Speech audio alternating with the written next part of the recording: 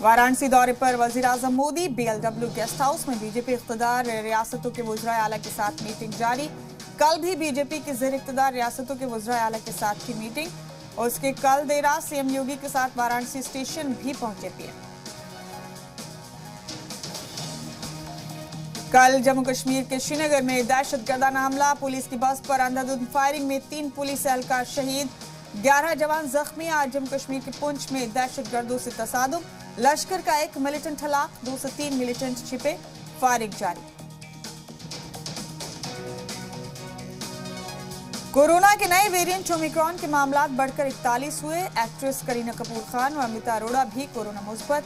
तमिलनाडु सरकार ने बीच पार्टी पर लगाई रोक। वहीं ब्रिटेन में ओमिक्रॉन से पहली मौत। ब्रिटेन के वज़ीर-आज़म बोरिस जॉनसन ने नए साल से पहले 18 साल से ऊपर की उम्र के सभी लोगों को बूस्टर डोज लगाने का हदफ रखा। ईडी की चार्जशीट में इंकशाफ, बॉलीवुड एक्ट्रेस जैकलिन फर्नांडिस को मुलजिम सुकेश चंद्रशेखर ने करोड़ों रुपए के तहफ़ दिए। जैकलिन फर्नांडिस ने बयान में दावा किया कि सुकेश उसे पसंद करता था। ईडी ने अपनी चार्जशीट में कहा है कि सुकेश ने जैकलिन को ब्रांडेड गिफ्ट्स और ज्वेलरी देने की भी बात कबूली है, जिसकी कुल कीमत करीब 7 करोड़ रुपए।